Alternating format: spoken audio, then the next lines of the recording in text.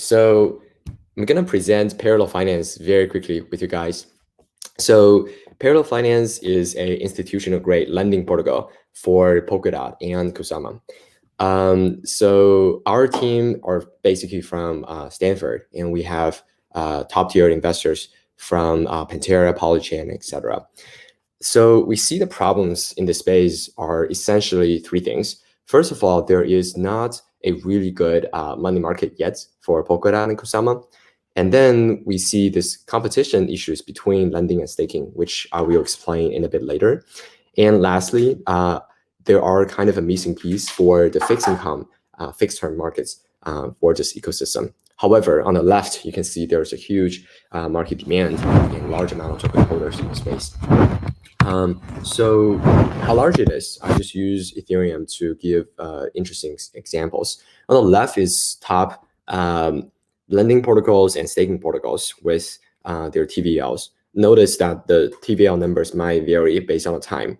For Polkadot, on the other side, you can see the current use cases, right? The usage, 50% of the DOT and Kusama will be used for staking. We have a solution for that, which is our XDOT and XKusama staking solution. And then it was estimated that 30% of the DOT and Kusama will be used as parachain auctions, and we have a parachain loan market for that. And eventually the 20% liquid parts, we have a money market protocol to support as well. So there are some existing solutions. I'm only comparing with Ethereum, but we will talk about Polkadot later on. So if you see those projects, you can see different type of method that they use. And then I'm going to give a pretty quick demo on the product, and then to show you guys how we work at this moment. So if you go to our testnet, here is the overview page that users can go in. First of all, for community, we have to apply for some test token on our testnet. So go to Discord and go to the Faucet testnet channel to apply. First of all, obviously, you have to install your wallets, and you can see that's our network connected to the Polkadot and Kusama network, and see how much native token you have. And then going over to this page, we designed this dashboard page, which is essentially a kind of a Zappify for Polkadot. So you can see the total net worth that you have. That includes your asset and debts minus the debt. And users can be able to easily see the total amount of capital you have under your wallets, deposits applied, loans, and then staking. And then here we sort of divided up the asset into two groups. The first group are the assets that are already inside the parallel. So technically you have to transfer from the outside network, for example, Kusama network or statement to our network to have that. And then other assets in other network. Currently we support Kusama, and then after the parachain XAM transfer has been a little bit more stable, we will support USDT from a statement once they launch, obviously. So obviously what people can do is they can transfer the whole amount to our protocol. And then going over to the lend and borrow page, this is where users can start to earn the yield on top of their staking operations. For the time being, I'm not going to give you guys the specific introduction to staking, but essentially people stake their Kusama to earn XKusama, which is our staking derivative, and people can supply into our markets. So a simple example here is that if you see here in my wallets, I have 1,000 XKusama. What I can do is I can supply to the markets, and then I can confirm. Now there's a Polkadot.js confirmations. And if it succeeds, then the money will go inside to the supply. You can see the difference. And notice that the interest rate changes as well because of the supply issues. The more supply you have, the less supply rate you have, which is market dynamics. And now what people can do is they can open that up as the collateral and then start to borrow some more cash if they want. For example, they can borrow USDT, they can borrow Kusama to restake. There's plenty of options for users to play with. Now notice that the total borrow limits is $400,000, but you notice that here you can only borrow up to $250. The reason is because in our USDT market is very small so far. It's a testing environment. There's only 500 in total we supplied. So the total cash that is available is 250-ish. So let's assume that we're just going to borrow 187. And then what user can do is they can start to use the wallet's balance to buy additional Kusama if they want to participate in yield farming and things like that. So that's a really quick introduction to the products. And then we're developing a lot of new product on the staking portions. And then we'll show you guys next time. And so let's go back to, let's go back to the slide.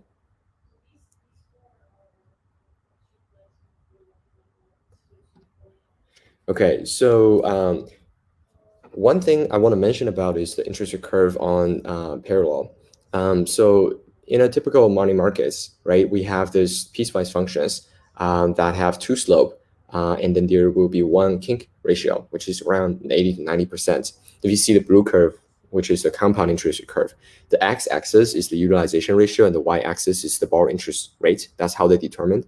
And for us, we combine this polynomial expansions with exponentials functions involved to make the curve way more smooth and then make the entire borrowing experience more dynamic. Here's kind of a quick timeline for our products.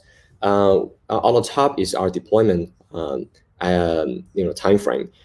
We are targeting for the second batch for the Kusama auctions, which might take a little bit more time. And then we finish our first audit, and then we have another audit pretty soon. Eventually, at the end of the year, we'll do a Polkadot launch as well. So in terms of our functionalities, we have our staking lending, I would say 80%, 90% ready, and going over this auditing process to make the platform extremely safe. And then we'll run for a month or two of public testing, and then we will launch our full mainnets on Kusama. And then September, October, and November, there are some new ideas we plan to implement later on. So here's how we think about the specific lending issues that we can solve. One of them is obviously this fixed term products. And then the second thing is something I just mentioned about, which is the new interest rate curve. And eventually there are some new ideas we can implement going vertical. And in terms of horizontal, we are thinking potentially to help with other staking derivative, but this is not even a short-term idea. So now let me switch gear to staking issues. So for the existing holders, DOT and Kusama holders, it was a little bit complex for users to stake themselves through Polkadot.js accounts. They require a little bit of domain knowledge about how the staking works. And currently, there's no good solutions to protect against the slash loss. And then lastly, there is no liquidity and low capital efficiency. So what we do on the other side is we make the parallel staking solutions with 4 different features. The first one is that we design this automated validator selection algorithms to make sure that make the entire process smooth and easy for user, but at the same time trying to maximize the yield. Second of all, we have this insurance pool. And then third of all, we have this leverage staking operations, which I will show you guys later on. And lastly, staking derivative can be used as a collateral to increase the capital efficiency. So here's if you see this dilemma between staking and lending. On a traditional markets, users have to either give up on the network security to participate in DeFi yield, or give up on the lending liquidity to go back to staking. But I think that the better solution here is to compose staking and insurance on the bottom to support lending on top of it. The more specific example here is that what user can do in the system is they can potentially leverage on top of the staking operations with the borrowed assets, as long as the borrow interest rate is lower. So if you see the graph here, when the borrow rate is lower than the staking rate, there is an arbitrage opportunity for people to borrow additional Kusama to restake, which have this effect, whereas more and more people borrow, and then we push this interest rate equilibrium to be similar or equals to the staking rates, which is actually good because it increases the utilization ratio of the whole Kusama pool. And then talking about the score, we have this idea of automate this process. So first of all, we will have a reputation for the existing validators, 0 or 1. As long as you have a slash, you'll be 0. So the token holders, our governance token holders, can decide on the whitelisted validator sets, and based on that, we will choose every epoch with 16 validators based on their commission rate, based on the nomination amount, and things like that, right? Say, for example, the lower commission rate is better, right? That's why we do 1 minus commission rate. And then the nomination amount is lower is better. That's why we divide it by the nomination amounts. Check out our white paper to see more details. And then this is the basic staking workflow. And then the way that we calculate exchange rate is generally similar to a equity model, whereas the X token essentially represent the pro rata shares of the staking pool, right? Say that we have 1,000 staking pool in total, and then you have 1% of the X Kusama tokens, meaning that you have you are entitled to have 10 Kusama in this pool, which is 1%. And then here's a quick summary. So we have staking and lending on the top, and then we are developing auction loan products. Hold tight, we will have more information released very soon. And then we're trying to support the best with Polkadot ecosystem and Kusama ecosystem. So that's the presentation. Thank you so much. Please visit our website and follow us on Twitter and then obviously Discord to have more information. Thank you. Hey, Yubo. Hey, we have a few. Do you have a few minutes to kind of go over like a quick Q&A of a few questions from the community? Yeah, let's do that. Okay, perfect. Yeah. So I have one from Esther. She says, "Is this safe? What happens if KSM goes down? Will I get liquidated?" So for money markets, yes, there will be a liquidation engine if you borrow, let's say USDT, and then the Kusama value going down. As long as the health factor above 1, you're safe. If the collateral value go below the loans value, then you will have to be liquidated. But on the other side, we have staking derivative called X Kusama. We actually don't have a liquidation engine for that. The reason for this is because we have an insurance pool to insure against any potential slash, meaning that the X Kusama exchange rates, if you see from a function against Kusama, it will be a step function. It can only go up whenever there's a reverse. If there's a slash, we will cover from our staking pool. Okay, so like is the KSM and then state KS, is it a state KSM? Is it the 1-to-1 ratio, and then after a while it starts increasing over time to kind of like represent the portion that's insured? So like it's like a bonding curve that allows you to have like the earlier ones, the earlier accessor ones are able to get like a bigger amount of staked Kusama, X Kusama. Yes, so if you participate earlier, right, then you are earning this staking operation rewards as early as well. And then whenever, so we have a staking pool that is operated by our parachain. Whenever there's staking rewards happening, then your exchange rate will go up to represent this appreciation of the staking pool. And then usually for other solutions, you see the staking rewards, this validator can get slashed. If that happens, then users lose their part of their staking rewards, which in turn meaning that their staking exchange ratio went down. But for us, because we have an insurance model, we will cover every time whenever there's a slash. So make sure that it's a step up function, monotonic, curve, up curve for the user. Mm-hmm. And like slashing, it doesn't occur often, right? It occurs like potentially never, or how does slashing work? Like what happens if someone gets slashed? Yeah, exactly. So Polkadot has this slashing mechanism. It depends on the levels of issues. The level 1 is this unintended irresponsiveness, right? If your server go offline for a period of time, then you might get slashed for very minimum amount, 1%, say. And then there's level 2, and then there are some misbehaviors, but it's not influence the network security. You might get slashed for a few percent. And then for the last level, which is level 3, if the validators we nominate for did something seriously influence the network security, the validator might lose all of them, potentially, or at least a portion of that. It didn't happen before. I think this is a small probability events, very small probability events. And since we're constantly selecting the validators that have very good history. Remember, we have the score.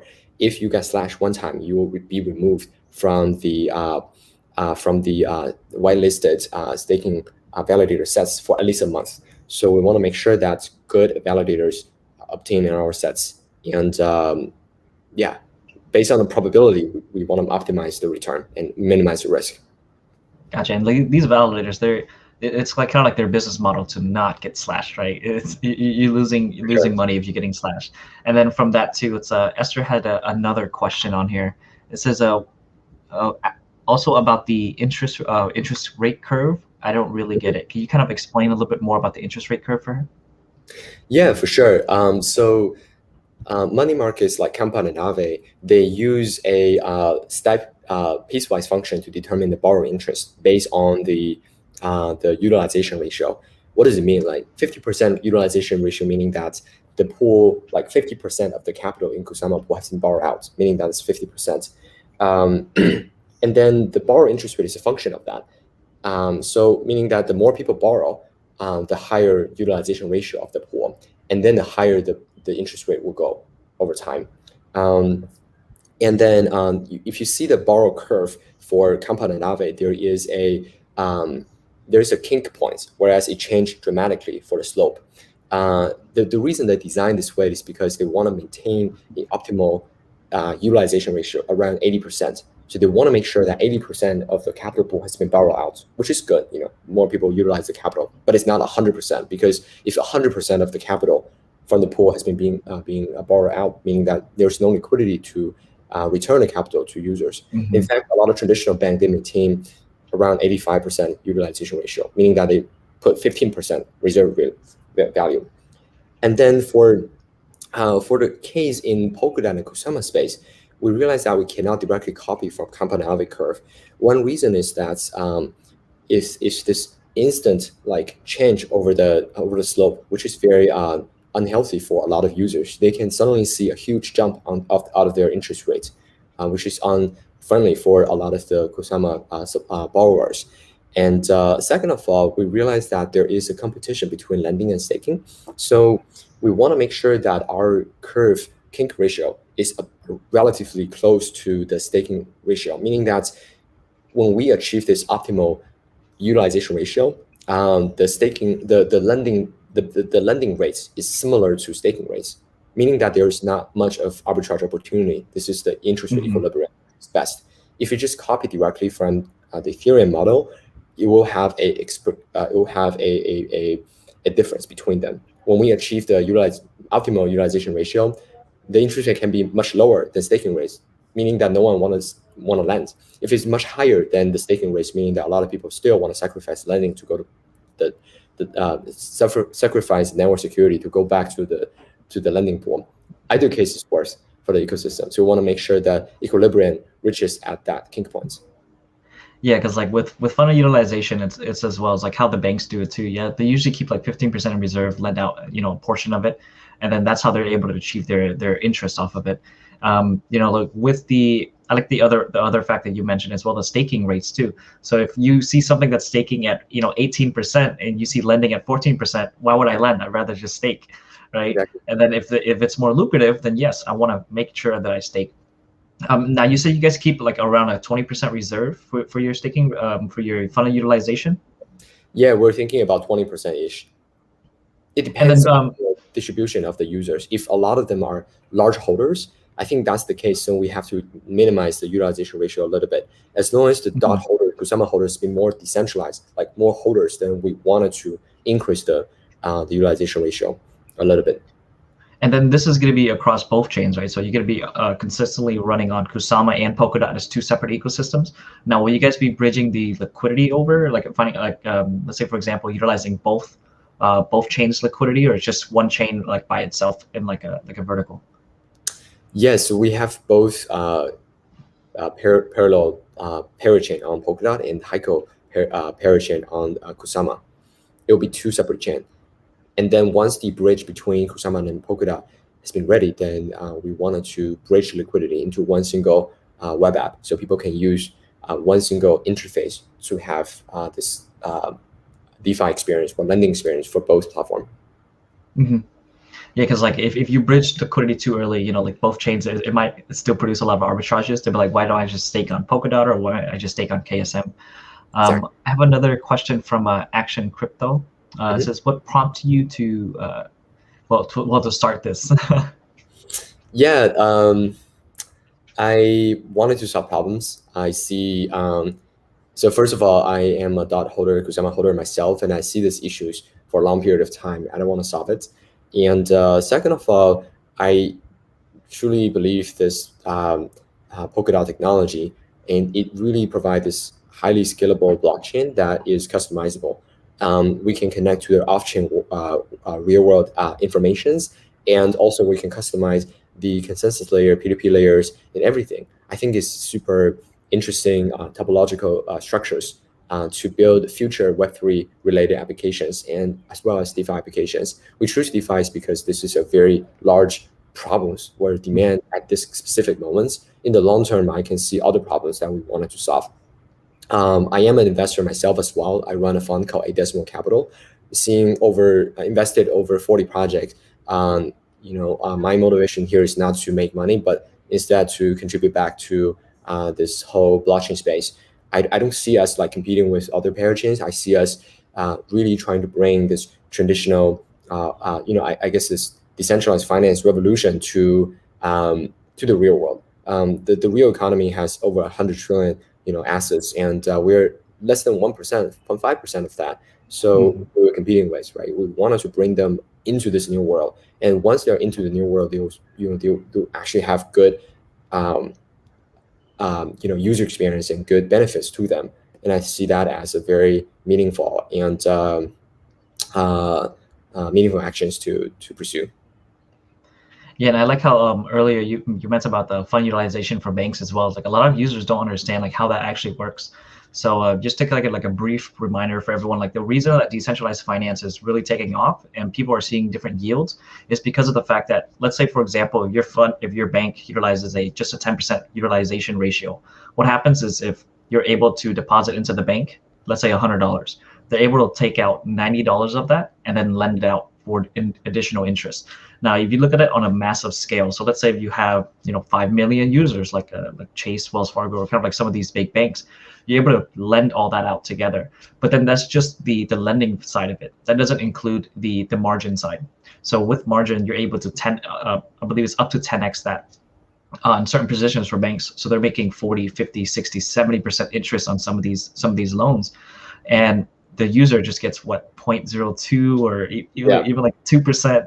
Yeah. It's like a high interest yield. So that's the thing about decentralized finance, and a lot of these companies are building, because like Right. people don't understand like the fund utilization side, the lending side, the borrowing side, and also for that too, it's like later on we're able to have more capital efficiency once blockchains are able to integrate together and start producing a shared liquidity across a lot of the pools as well. um, Exactly. I also wanted to see more competitions. A lot of people say, hey, there are other parachains with lending protocol. And I told them that, hey, monopoly is very good for you. It's very good for the company, but it's very, very bad for users, right? And there's no way that monopolies would, provide the best, always provide the best returns. If you see like many projects, that's the issues they face. So for us, we actually wanted to see multiple competition in the space so that we can bring the best yield to the user in the end. And that really what it matters, right? So if we have the best user experience and best yield for the actual platform stakers and users, then we can truly provide values to them for the long term instead of like yeah. grabbing some values from the other chain, right? If that is our goal, then I don't see this is super meaningful. Well, I think it's just like bridging for fund utilization and then like liquidity, but not like as in like stealing and stuff like that. We're not going to steal liquidity unless our product is going to be better.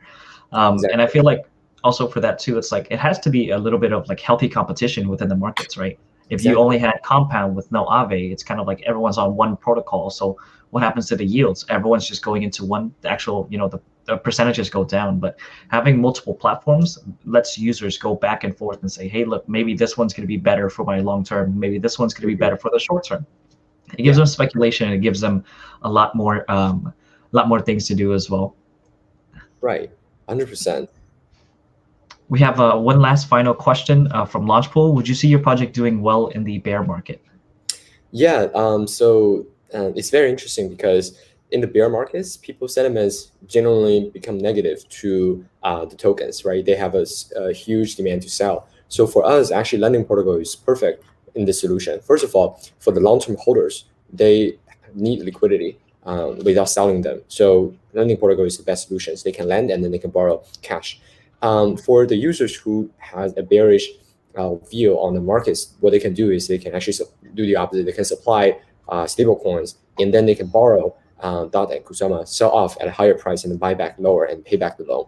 They can be profitable doing so.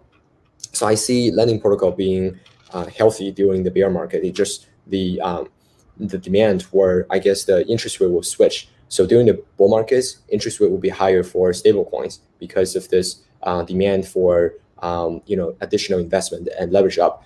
And then during the bear markets, then the demand, the interest rate for DOT and Kusama tokens will go higher because more people are trying to borrow them, potentially to hedge their risk. And that being said, for us, I don't see that as a pretty cyclical product, but I think it's against the cycle. Excellent. And yeah, kind of like another thing about lending protocols too is that a lot of users haven't seen kind of like, well, some of them have seen like the Oracle risk as well. Sorry, this is not a question from them, but for me, in terms of like the Oracle risk. So we kind of like seen with like Compound, how they utilize Coinbase's API Oracle mixed with a little bit of Uniswap Oracle. Are you guys doing a different method for the Oracle services, or how does that happen on chain? Yeah, that's a really good question. So we are actually using a lot of different ways to solve these problems. So for our markets, we are having two essential markets. So the first market is the markets where we have the staking derivative trading against the native token. For this part, we designed this a little bit special way to do liquidation. As I mentioned, we actually don't do liquidation when the staking derivative drop because of the insurance mechanism. And then for the normal currencies, right, DOT versus USDT, we use multiple sources of prices from Coinbase, from Binance, from other exchanges, and then as well as from our own AMM pools in the future. Because whenever there is a liquidation opportunity, some users have the demand to swap their purchase and back to the cash. So it makes sense for us to provide a quick instant step when the the cross-chain mechanism is not fully ready at this moment. And then eventually we run this Oracle clients that everyone can run, and then people have incentive to run the server on our parachain, and then we have a price aggregation on chain. Get rid of the outlier prices, the top outliers and the lower price, and then find the median price, and then use that as a more relevant method to accumulate every single block.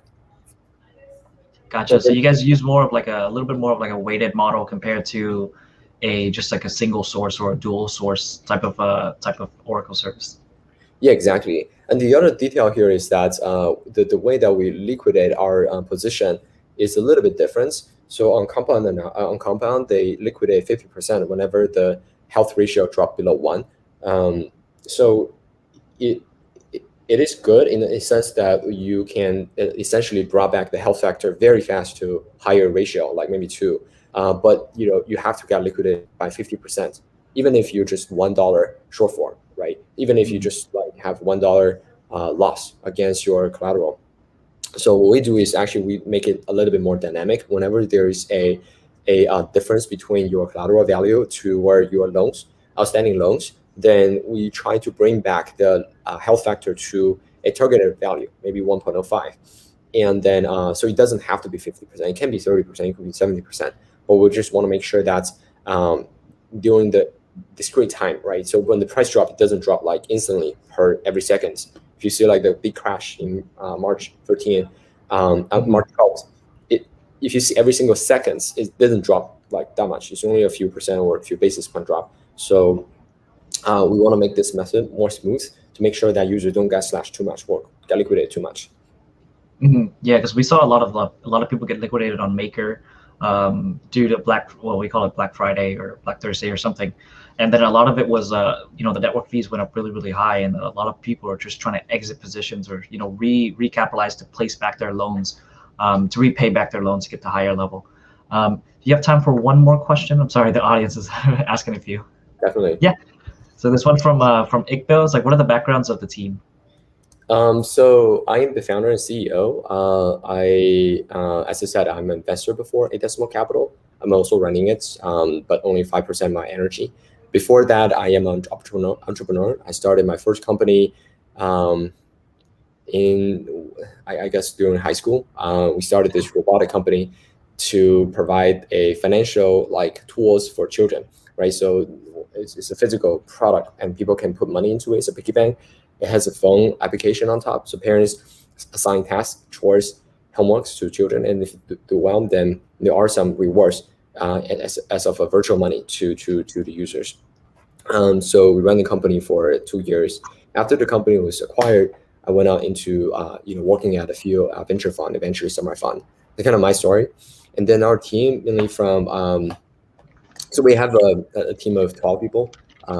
Most of them are engineers from different blockchain companies. We have people from like Parity, from Elasto.